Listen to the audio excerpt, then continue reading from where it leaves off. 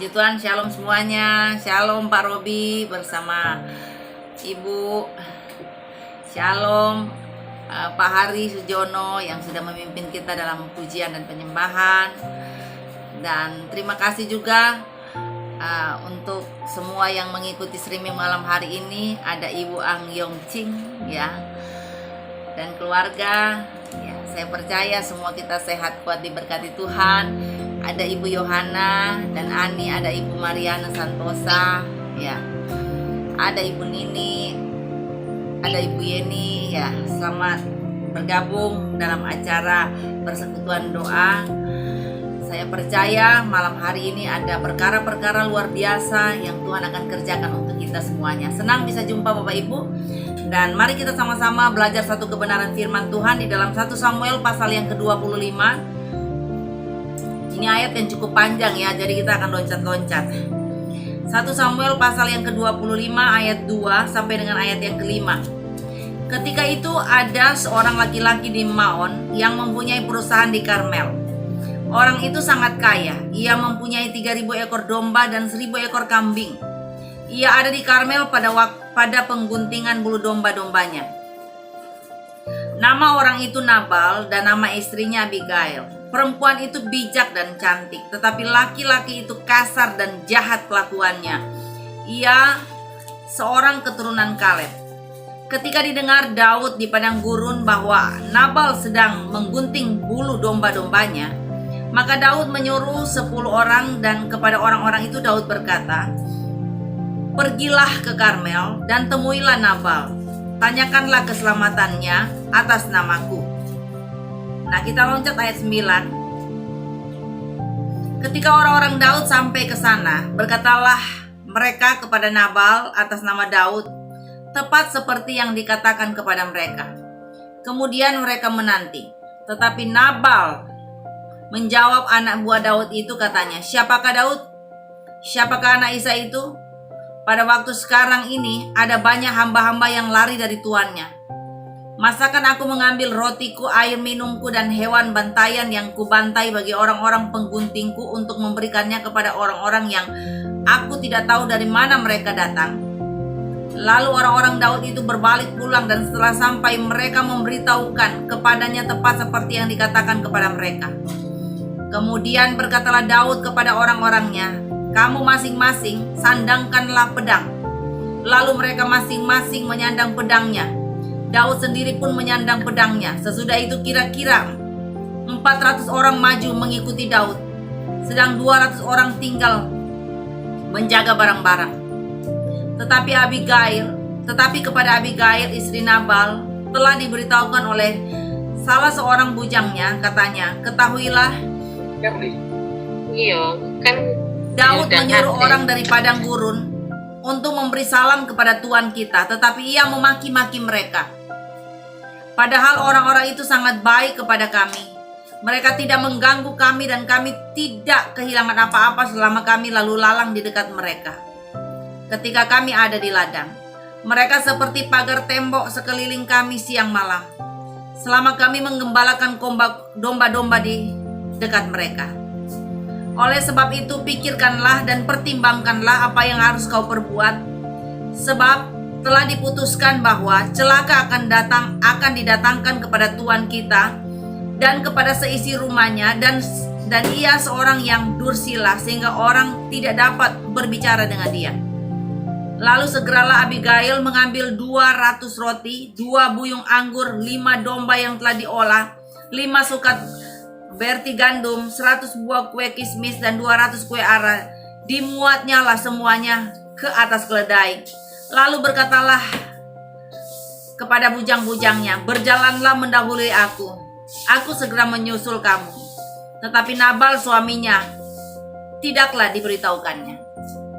Saudara, ini cerita cukup panjang ya, tapi saya mengambil poin-poinnya untuk dibaca. Yang pada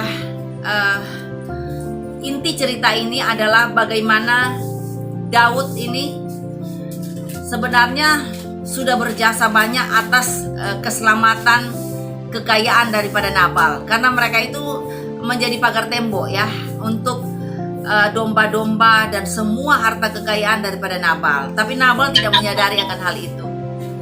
Dan pada waktu panen ya, Nabal panen, Daud hanya sedikit menawarkan bagaimana tolong dibantu ya, karena prajurit-prajurit atau bujang-bujangnya Daud yang sering istilahnya menjaga domba-domba daripada Nabal kan sekarang panen.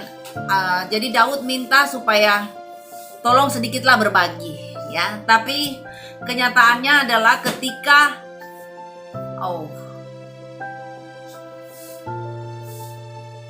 ini kok terputus ya. Ini terputus ya barusan. Iya.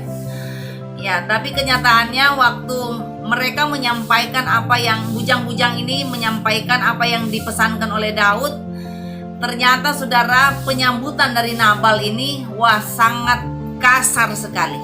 Bahkan dimaki-maki saudara. Bahkan dia mengatakan siapakah Daud, siapakah ayah Daud si Isai itu. Kalau saya baca pengertian dasar bahasa Ibrani, ini satu penghinaan total ya. Karena kata-kata daripada Nabal ini benar-benar menyakitkan ya. Dia mengatakan bahwa ini orang-orang buangan, ini orang-orang pelarian ya. Ngapain minta harta di saya ya. Dan akhirnya saudara, bujang-bujang itu pulang dengan tangan kosong dan mereka memberitahukan semua perilaku Nabal kepada bujang-bujang ini. Nah, kita lihat waktu Daud mendengar bahwa mereka mendapatkan perlakuan yang tidak nyaman, bahkan Nabal berteriak memaki mereka. Daud juga nggak terima. Dia bilang apa? Sandangkanlah pedang. Nah, saudara yang dikasih oleh Tuhan, yang jadi pelajaran kita di sini adalah jangan pernah ketika Tuhan memberkati kita tidak sadar bahwa semua itu hanya karena kasih karunia Tuhan. Seenaknya kita kadangkala berbicara dengan orang-orang yang mungkin lebih rendah dari kita. Kita tergolong kasar, pandang enteng. Saudara, kita lihat ya, saking kasarnya, saking emosinya Nabal, dia mengeluarkan kata-kata yang sebenarnya merugikan dirinya sendiri.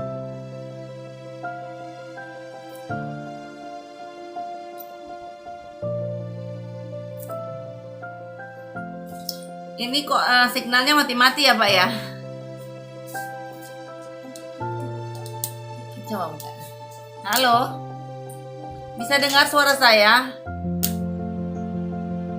Halo Pak, bisa dengar? Ini mati-mati ya signalnya. Halo? Wah, ini mati-mati signalnya. Bisa dengar Pak Hari suara saya? Halo? Ini susah ya. Bisa dengar suara saya? Ini susah ya. Coba kalau nggak pakai ini.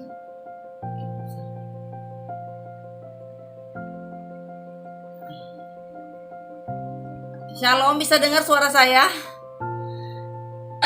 Bisa Bu, bisa. Sorry, ini kok bisa ya. Nah, jelas. Ya oke. Sekarang saya teruskan. Yang menjadi pelajaran waktu kita membaca ini adalah jangan pernah kita ini ya menjadi orang yang kasar, yang cepat sekali emosi dan cepat ngamuk. Karena ketika kita mengeluarkan kata-kata yang pedas kepada orang lain, sadarlah bahwa itu bisa menyakitkan orang lain dan bisa merugikan diri kita sendiri. Jangan pernah kita berpikir bahwa karena kita ini kaya, kita ini berkuasa, seenaknya kita asal ngomong aja, asal bicara, asal merendahkan orang gitu ya. Coba perhatikan akibat yang ditimbulkan oleh Nabal dari perkataan-perkataan kasarnya adalah, coba lihat Daud, biarpun dia seorang hamba Tuhan, dia bisa marah. Sampai dia bilang apa? Sandangkanlah pedang. Ya, dan dia menyiapkan 400 prajurit-prajuritnya untuk segera memusnahkan Nabal dan seisi rumahnya. Coba perhatikan. Kadangkala kita bersikap kasar, kita bukan hanya merugikan diri sendiri, tapi kita merugikan banyak orang. Buktinya, Nabal waktu dia kasar, hampir-hampir dia mati dan seisi rumahnya juga mati. Tetapi kita melihat ada satu pribadi yang tampil pada waktu itu. Ketika bujangnya si Abigail, bujangnya si Nabal mendengar niat daripada Daud untuk memusnahkan Nabal dan memusnahkan seisi rumah tangganya, apa yang terjadi? Dia ngomong kepada Abigail, begini loh, sebenarnya ini Daud dan bujang-bujangnya itu sangat baik karena dia itu menjadi pagar tembok buat kekayaan Nabal. Kami waktu ada di ladang, kami merasa dilindungi sekali karena adanya kehadiran Daud. Mereka ini baik semua ya. Dan apa yang terjadi waktu bujangnya ini menyampaikan kepada Abigail, apa yang dilakukan oleh Abigail? Kita lihat bahwa Alkitab mencatat Abigail di sini dikatakan adalah istri yang cakap, bijaksana ya, cantik ya. Abigail disebutkan oleh Alkitab, dia adalah seorang istri yang bijak. Saudara, ini saya bilang ya, penting sekali bagi kita untuk minta hikmat, kebijaksanaan dari Tuhan. Karena Tuhan tidak pernah tertarik dengan kelebihan kita secara intelektual ya. Tuhan tidak pernah tertarik dengan materi kita. Tuhan itu sangat tertarik dengan orang-orang yang hidupnya berkenan kepada Tuhan. Makanya kalau kita punya ilmu, mintalah hikmat daripada Tuhan. Karena ketika kita punya ilmu dan dibarengi dengan hikmat dari Tuhan, saudara tahu hikmat itu berbicara tentang ketepatan melakukan pengetahuan di saat yang tepat. Jadi kalau kita punya hikmat, kita akan berbicara pada saat yang tepat, kita akan bertindak pada saat yang tepat, sehingga ketepatan itu selalu menjadi bagian dalam kehidupan kita, sehingga apa yang Tuhan rancangkan benar-benar terjadi secara luar biasa dan secara tepat. Kita akan menikmati hal-hal yang indah bersama dengan Tuhan. Nah, saya melihat Alkitab mengatakan Abigail ini orang yang bijaksana. Waktu dia mendengar berita ini, dia langsung menyediakan kue, menyediakan domba untuk dipersembahkan kepada Daud. Bahkan dia ngomong kepada bujang-bujangnya, kamu cepat duluan, nanti aku menyusul.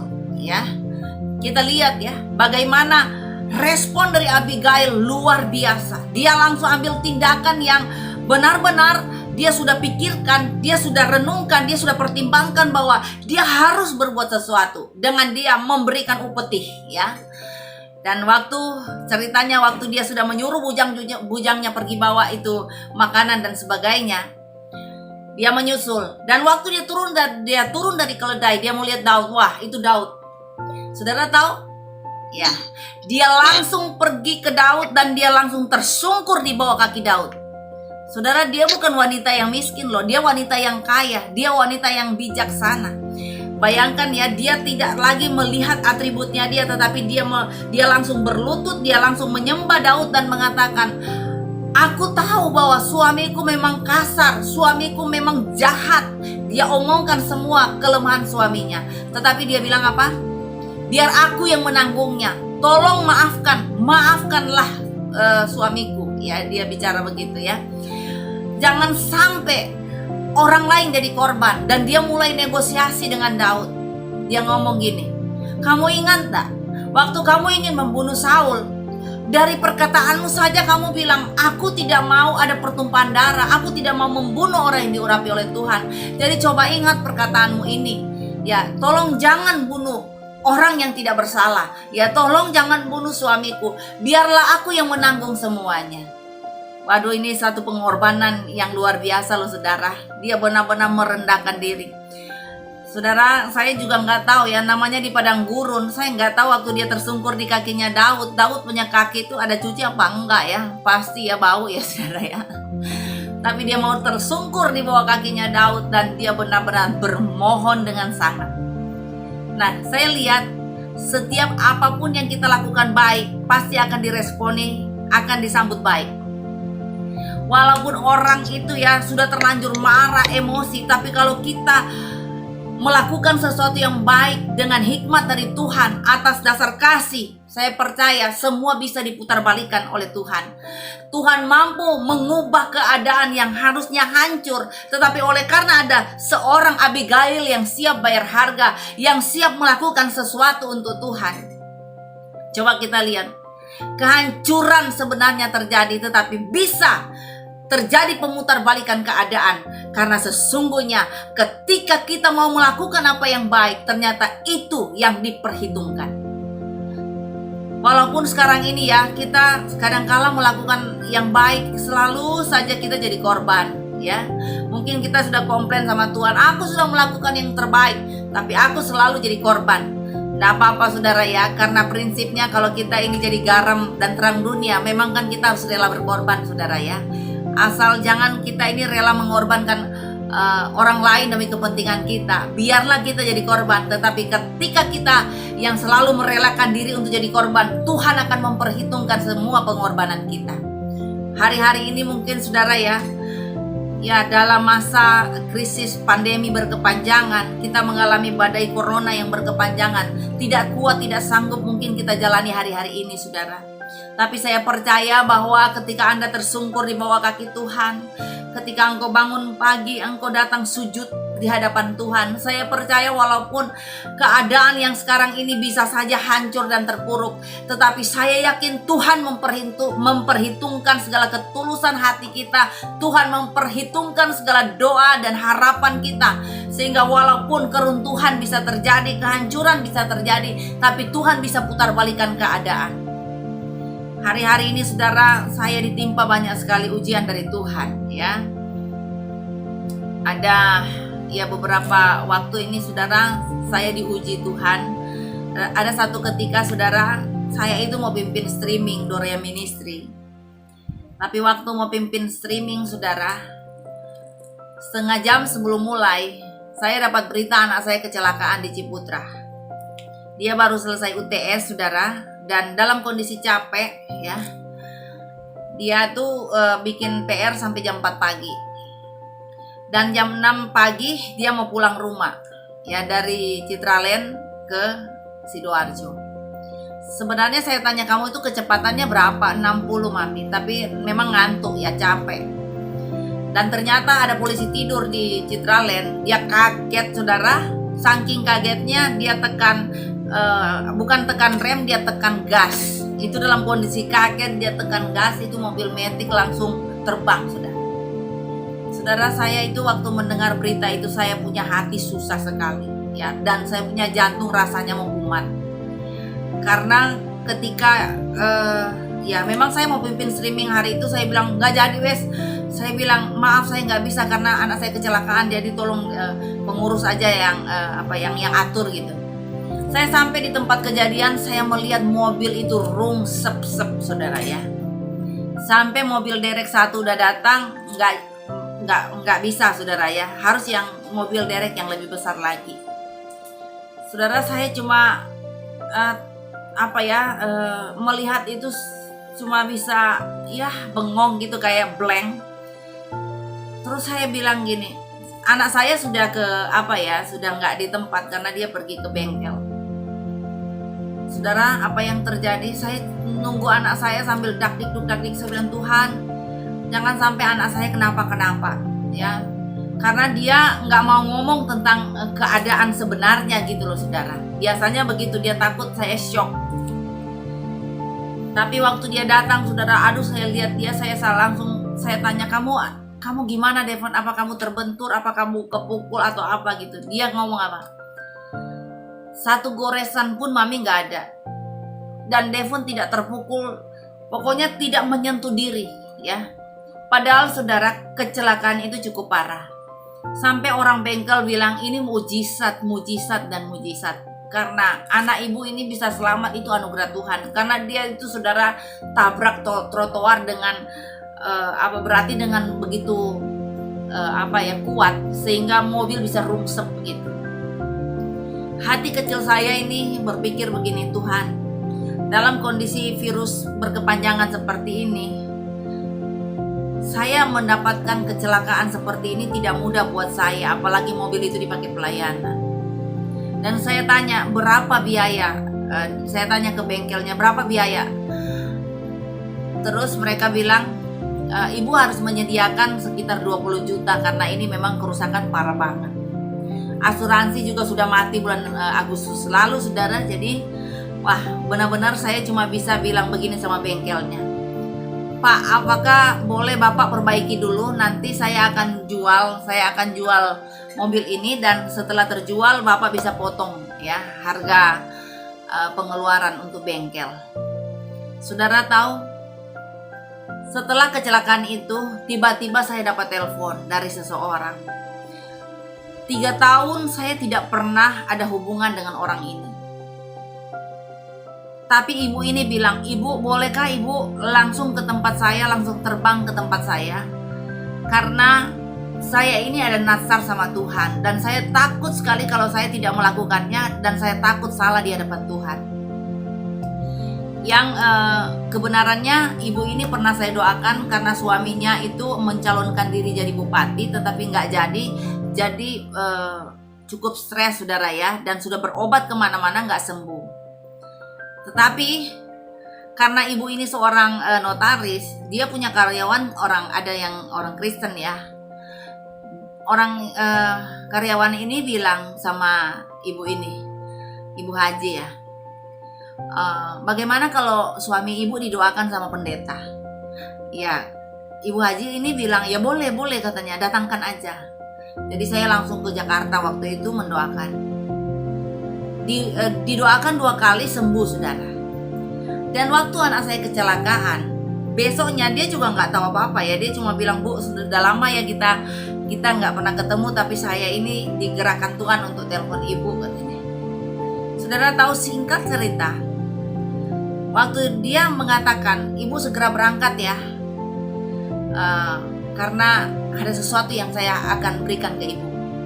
Singkat cerita, saya sampai di tempat di bandara, saya dijemput. Saya tidak langsung dibawa di rumahnya, tapi saya dibawa ke Bank BNI. Dan waktu di Bank BNI, saudara, saya disuruh tanda tangan. Saya bilang, "Ini apa?" Dan dia mengatakan bahwa mereka itu waktu 3 tahun yang lalu sudah bernasar untuk memberikan sesuatu kepada saya.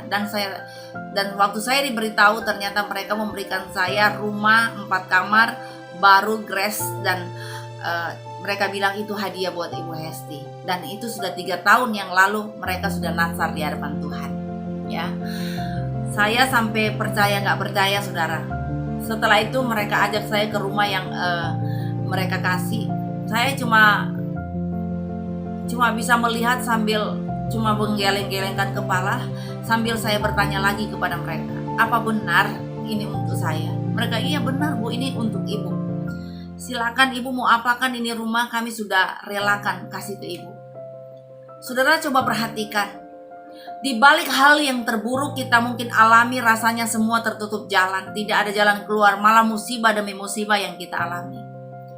Ternyata saudara ya, di situ Tuhan sudah menyediakan hal yang terindah, hal yang luar biasa yang tidak pernah kita duga, itu yang dikerjakan oleh Tuhan. Ada terkadang kita sudah setia sama Tuhan, sudah melakukan yang terbaik. Rasanya jawaban Tuhan malah hal-hal yang tidak menyenangkan. Akhirnya saya dikasih perumpamaan oleh Tuhan. Tuhan ngomong gini, "Kamu kan pernah menjadi ibu yang pernah merasakan hamil. Kamu lihat tidak, waktu kamu hamil, detik-detik mau melahirkan, kamu kontraksi, benar-benar itu menyakitkan, sakitnya luar biasa. Apalagi kalau sudah pembukaan 5, 6, 7, 8, 9, 10, sakitnya luar biasa. Tapi setelah itu, kamu sukacita kan? Karena kamu menang, kamu mendapatkan seorang bayi." Ya, Tuhan kasih saya pengajaran begini. Semakin dekat jawabannya, ya, maka waduh rasanya kita bagaikan ibu hamil yang waduh kontraksinya membuat segala sesuatu dalam hidup ini rasanya sudah mau game over, sakitnya luar biasa. Jadi saya dapat pelajaran di sini bahwa semakin besar masalah yang kita hadapi, semakin dekat jawaban Tuhan mau kerjakan untuk saya dan saudara. Yang terkadang kita anggap, waduh ini nggak bisa, ini nggak sanggup saya. Padahal mungkin tinggal setengah langkah lagi, tinggal 1 langkah lagi, Tuhan sudah menyediakan hal yang besar dalam hidup ini. Makanya saudara nggak usah protes-protes, nggak usah komplain kenapa dan kenapa. Saya percaya jika Anda dan saya melakukan hal yang baik, percayalah Tuhan dapat memutarbalikkan keadaan yang harusnya hancur, yang harusnya semua akan terbunuh, misalkan seperti keluarga Nabal. Tetapi karena kita ini memilih untuk hidup benar, kita melakukan hal yang baik di hadapan Tuhan, maka coba lihat, Tuhan bisa mengubah segala situasi apapun menjadi hal yang terindah. Makanya saya hanya katakan hari-hari ini, mari lakukan saja apa yang baik. Contohilah orang-orang yang benar-benar membawa saudara terinspirasi untuk melakukan hal yang baik. Makanya Tuhan selalu katakan, ketika Anda dan saya bergaul dengan orang bijak, maka Anda akan menjadi bijak.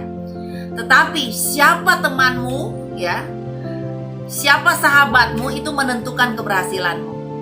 Siapa komunitasmu itu menentukan akan karaktermu.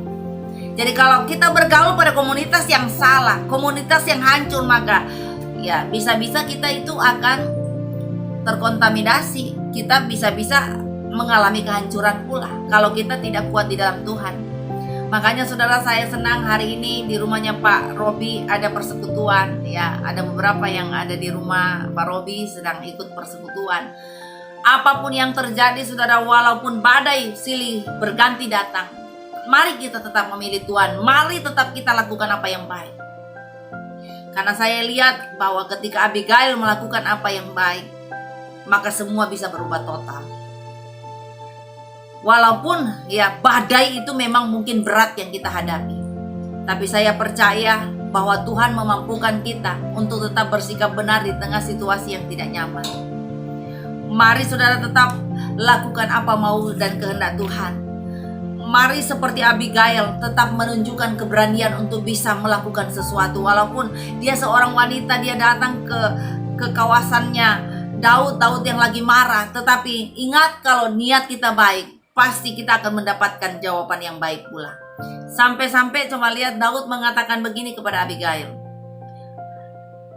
Rasanya dia berterima kasih, dia bilang gini, terpujilah nama Tuhan, karena melalui engkau Abigail, aku sendiri tertolong. Karena apa saudara? Karena karena kehadiran Abigail, dia tidak membunuh orang, dia tidak membabi buta, dia tidak melampiaskan emosinya pada hal yang salah. Tetapi oleh karena Abigail datang sebagai utusan Tuhan, menyadarkan dia bahwa orang jahat itu sudah urusannya Tuhan. Mungkin dalam dunia bisnis saudara menghadapi orang-orang yang jahat, orang-orang yang fasik, orang-orang yang serakah, orang-orang yang tamak. Gak usah saudara balas, karena pembalasan itu adalah haknya Tuhan. Saya yakin ya, di sini banyak pebisnis. Ada banyak kali kita temukan orang-orang jahat di sekitar kita, bahkan ada Yudas-Yudas yang munafik di sekitar kita. Tapi saya yakin orang yang tulus hatinya, orang yang selalu dalam pimpinan Tuhan, mungkin sesekali engkau mendapatkan kesialan, tapi tidak untuk selama-lamanya engkau mengalami kesialan. Tapi saya percaya Tuhan akan membela saudara, sehingga bukan kesialan secara terus-menerus yang saudara hadapi, tetapi keberuntungan melebihi dari apa yang saudara anggap itu kesialan, tetapi Tuhan menyediakan keberuntungan yang lebih. Makanya hari ini saudara, saya percaya tidak ada yang komplain-komplain di antara kita. Yakin bahwa Tuhan selalu merancangkan yang terbaik. Yakin bahwa Tuhan mampu melakukan apa yang tidak mungkin menjadi mungkin. Walaupun saya tahu Pak Robi juga mengalami masa-masa di mana diuji Tuhan, tidak mudah ya. Tetapi saya yakin sampai hari ini bisa bertahan itu karena Tuhan. Kita semua masih bisa makan sampai hari ini itu karena Tuhan. Makanya saudara, jangan pernah takut untuk melakukan apa yang benar. Walaupun kita sendiri melakukan apa yang benar memang menyakitkan, tetapi saya percaya Tuhan memperhitungkan apa yang kita buat di hadapan Tuhan. Mungkin juga ya istrinya Pak Pri sekarang ini juga bergumul ya. Saya tahu bahwa tidak mudah kehilangan orang yang kita kasihi. Tetapi saya yakin ibu, apa yang Tuhan buat selalu yang terbaik. Saya percaya walaupun ibu sudah berdoa, ibu sayang dengan Pak Pri, tapi Tuhan jauh lebih sayang. Tuhan yang akan memberikan ibu kekuatan, dan bersyukurlah kepada Tuhan, karena saya percaya Pak Pri orang yang selalu dekat dengan Tuhan. Dan kita punya keyakinan bahwa Pak Pri sekarang ini sudah ada di dalam kerajaan surga, sudah senang untuk selama-lamanya. Dan saya yakin bahwa kita yang ditinggalkan, mari tetap setia, mari tetap berlaku baik, mari tetap melakukan apa yang terbaik di hadapan Tuhan. Saya percaya Ibu Pri tetap kuat dan tetap semangat menjalani hari-hari ini bersama dengan Tuhan. Ibu tidak sendirian, ada Tuhan yang menemani Ibu. Ibu tidak seorang diri menjalani kehidupan ini. Saya percaya ada orang-orang yang Tuhan percayakan kepada Ibu untuk mendampingi Ibu, sehingga Ibu akan tetap kuat dan tetap semangat menjalani hari-hari ini bersama dengan Tuhan. Tidak usah takut Bu ya, Tuhan tetap ada untuk Ibu. Walaupun badai ini berat buat Ibu, tetapi saya percaya Tuhan akan memberikan Ibu kekuatan, penghiburan, dan sukacita. Hari-hari ini juga berat buat semua pebisnis ya, tetapi saya percaya bahwa Tuhan akan buka jalan. Tuhan mampu memutarbalikkan keadaan, hanya sekejap. Saya mengalami itu saudara, bolak-balik saudara ya. Bukan berarti saya pendeta, saya berkelimpahan, saya berkecukupan, atau saya doa langsung terjadi, bim salah bim terjadi. Enggak saudara, proses saya harus jalani. Ada saat-saat harus menangis dan tidak tahu mengeluh kepada siapa selain Tuhan. Tapi saya cuma bisa apa? Ketika saya lagi dalam masalah, lagi dalam kekurangan, saya cuma bisa berserah kepada Tuhan. Siapa lagi saya mau ngomong ke siapa? Ya, tetapi ketika datang tersungkur di bawah kaki Tuhan, benar-benar saya melihat kuasa Tuhan, benar-benar saya melihat jamahan Tuhan itu luar biasa. Ketika anak saya mengalami kecelakaan, saya nggak kuat saudara, saya cuma bisa menangis. Dan waktu saya dalam kondisi kalut saudara, ya, saya ambil gitar saya ini saudara, dan saya cuma nyanyi. Ada 8 kali saya nyanyi ini pujian yang tadinya saya lagi berat saudara. Tadinya saya sepertinya juga komplain sama Tuhan. Tapi ketika saya nyanyikan pujian ini berkali-kali, sampai saya menemukan satu kelegaan, satu sukacita saudara ya. Yang saya nyanyikan ya, saya senang ini pujian ya. Dan ini sudah bolak-balik saya nyanyi, membuat saya ini kuat menghadapi setiap musim dalam kehidupan ini. Saya nyanyinya begini. Musim akan selalu berganti, kasih Tuhan tetap abadi, tak akan berubah sampai selamanya. Ku tetap percaya, yakin Tuhan memberkati, ku yakin Tuhan melindungi. Burung di udara Tuhan pelihara karena kasih-Nya. Mari sama-sama kita nyanyikan pujian ini. Tuhan selalu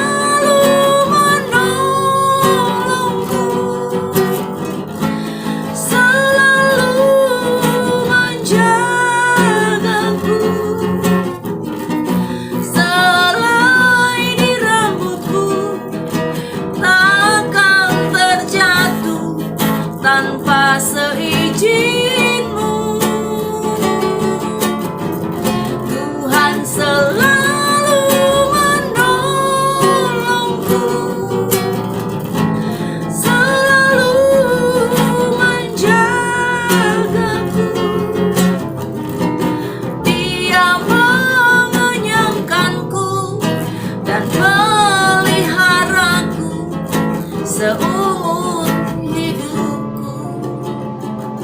Saudara, waktu saya menyanyikan pujian ini masih berat buat saya untuk terima setiap kenyataan. Pujian saya ulangi lagi kedua kali, masih berat loh saudara. Saya belum ada rasa bersyukur, saya masih komplain sama Tuhan. Kenapa saya melayani Tuhan? Saya sudah melakukan yang terbaik buat Tuhan, tapi kenapa kecelakaan Engkau izinkan terjadi buat anak saya? Dan saya anggap ini sebuah kerugian, saya harus membayar sekian juta untuk bengkel dan sebagainya. Tapi saudara, saya terus nyanyi sampai 8 kali, berulang kali saya nyanyikan, sampai saya menemukan satu kekuatan, saya menemukan satu sukacita, sampai saya bisa bersyukur dengan semua keadaan yang saya alami. Saudara ya, ini saya mau bilang kepada Bapak Ibu yang dikasih oleh Tuhan, saat kita mungkin lagi lemah, tidak berdaya, tidak sanggup menghadapi kenyataan, Kuasa pujian itu akan membangkitkan semangat kita kembali. Kuasa pujian bisa merubah hati kita yang berat menjadi ringan kembali. Karena apa? Ada kekuatan yang memampukan kita, yaitu kekuatan supranatural yang membawa kita kepada suatu pengertian bahwa ternyata Tuhan sanggup mengangkat segala beban kita. Tuhan sanggup menyelesaikan segala perkara yang kita hadapi. Makanya ini tips ya, walaupun memang ini di luar dari konteks, tapi ini tips buat saudara. Ada kalanya kita masuk dalam hadirat Tuhan, kita rasa hampa. Karena waktu kita memulai, kita masuk dalam hadirat Tuhan, yang kita pikirkan masalah kita, yang kita pikirkan diri kita, kenapa begini. Tapi ternyata setelah kita masuk lebih dalam lagi, walaupun kita rasa hampa, padam, tapi ketika kita terus nyanyi buat Tuhan, ternyata saudara ya, di situ saya merasakan dan menemukan satu keajaiban, di mana waktu kita ada di dalam hadirat Tuhan, kita menemukan sesuatu yang dahsyat bersama dengan Tuhan, sehingga hati yang lelah sekalipun, beban yang berat sekalipun bisa diselesaikan oleh Tuhan. Dan saya percaya Ibu Pri hari ini, walaupun lelah, penat, mungkin capek, protes dengan semua keadaan, tetapi ketika kita mencari hadirat Tuhan, maka kekuatan, penghiburan, sukacita menjadi milik kita semuanya. Saudara, dan pada akhirnya, walaupun saya melihat kecelakaan, saya melihat badai, akhirnya saya dimampukan Tuhan untuk melewati semua itu. Dan ternyata saya melihat hari-hari yang saya lalui penuh kembali dengan sukacita. Hari-hari yang saya jalani, akhirnya saya tidak lagi berfokus kepada masalah. Karena dengan saya melihat ternyata perlindungan, penjagaan Tuhan untuk anak saya itu luar biasa. Walaupun ada kecelakaan, ada musibah, tetapi dari Tuhan datang pertolongan. Hari ini saudara, kalau mau keadaan bisa berubah, Tuhan putar balikan keadaan, mari kita tersungkur di bawah kaki Tuhan seperti Abigail. Berani bayar harga, berani berkorban. Dan saudara lihat, mujizat demi mujizat pasti terjadi. Kami sebagai hamba Tuhan mengalami banyak ujian di masa corona seperti ini. Ada kalanya kami gak ada apa-apa loh saudara, tetapi saya bisa melihat indah pada waktunya Tuhan menyediakan. Jujur saya mau katakan, ini pergumulan berat buat kami, buat saudara juga. Tapi sampai hari ini Pak Hari masih bisa nyanyi, bisa memuji Tuhan ya. Pak Robi masih bisa makan, masih bisa tersenyum hari ini bersama Ibu Libi. Itu anugerah Tuhan ya. Makanya saya cuma bisa mengatakan, mari kita tetap semangat mencari Tuhan. Mari kita tetap ada di dalam hadirat Tuhan, apapun yang terjadi ya. Nggak usah kita komplain, nggak usah kita mau bicara kasar, emosi, marah. Serahkan semuanya kepada Tuhan, sehingga hal yang terburuk sekalipun Tuhan bisa ubah menjadi hal yang terindah, di mana kita bisa melihat musibah jadi mujizat, padang gurun jadi Kanaan yang berlimpah susu dan madu ya. Keadaan yang rasanya hancur, tapi kalau Tuhan hadir di sana, ada orang yang siap bayar harga, berani bayar harga, maka di situ terjadi pemulihan yang luar biasa. Saudara, menutup perenungan kita malam hari ini, coba kita lihat Ayub ya. Ayub diambil habis semuanya loh saudara ya. 10 anak ya, kambing domba yang begitu banyak, harta benda habis ludes. Ini rasanya tidak kuat untuk Ayub menghadapi semuanya. Dan coba lihat, dia masih mampu berkata bahwa Tuhan mampu melakukan segala sesuatu dan tidak ada rencana Tuhan yang gagal. Tapi pada hakikatnya ya, namanya istri Ayub, dia kurang paham dengan Tuhan. Dia kurang menghidupi apa yang dia tahu tentang Tuhan. Akhirnya dia gak kuat. Dia cuma bisa ngomong, kutuki saja alam. Alammu tega, kok bisa lakukan ini kepada kita, sementara kamu sudah hidup berkenan kepada Tuhan, sudah hidup kudus. Kenapa kok kehancuran terjadi? Kenapa tega Tuhan ambil semua anak kita? Tapi lihat bagaimana Ayub. Dia bukan sekedar tahu siapa Tuhan, tapi dia benar-benar menghidupi. Dia benar-benar merasakan bahwa Tuhan ada, Tuhan hadir di setiap musim kehidupan. Dan tidak ada musim yang abadi dalam hidup ini. Ada pergantian musim yang baru, di mana dia bisa melihat air matanya, duka citanya menjadi sukacita. Jadi saudara, jadi orang gak usah komplain-komplain, jadi orang gak usah protes. Kenapa dan kenapa? Mari tetap tabur baik, lakukan yang baik, sehingga tuaian itu menjadi milikmu. Tuaian yang terbaik menjadi milikmu. Saya percaya semua di streaming malam hari ini akan melihat tuaian yang besar. Saya percaya apapun juga yang Anda minta, apapun juga yang Anda doakan, Tuhan mampu putar balikan keadaan seperti yang dialami oleh keluarga Abigail. Ya, dan Tuhan punya otoritas sendiri kepada orang-orang yang jahat. Buktinya saudara ya, waktu Abigail sampai ke rumah, waktu dia jumpa dengan Daud, dan Daud mengatakan, kamu pergi, aku sudah ya mengiyakan permintaanmu. Dan waktu dia sampai ke rumah, dia kaget juga karena dia lihat, waduh, suaminya itu lagi pesta pora, lagi mabuk-mabuk. Wah, dia bilang nggak penting bagi dia untuk bicara dengan orang mabuk. Nanti aja besok ketika dia sudah nggak mabuk, aku akan bicara. Saudara, waktu besok hari suaminya sudah nggak mabuk, dia ngomong, kamu tahu nggak kemarin si Daud itu hampir-hampir membunuh kamu dan membunuh seisi rumah. Ya, karena kamu kasar, kamu maki-maki dan sebagainya. Terus apa yang terjadi saudara ketika Abigail bicara kepada Nabal? Detik itu juga saudara, jantung Nabal itu langsung mengeras kayak batu. Dan 10 hari kemudian dia meninggal. Nah, ini cara Tuhan ya. Bukan Daud yang bunuh Nabal, tapi Tuhanlah yang bertindak adil. Tuhanlah yang berlaku sesuai dengan apa maunya Tuhan. Ya, orang jahat itu punya itu porsinya Tuhan untuk melakukan pembalasan. Nggak usah kita balas. Tapi coba lihat Nabal langsung mengeras, ya, jantungnya berhenti dan langsung keras kayak batu. Jadi kalau untuk urusan orang-orang jahat, orang fasik, orang serakah, itu urusan Tuhan. Nggak usah kita balas. Yang penting kita tetap berlaku baik, pilih hidup benar. Percaya Allah sanggup lakukan sesuatu yang terindah dalam hidup saya dan saudara. Sampai di sini firman Tuhan, maju terus, jangan pernah menyerah.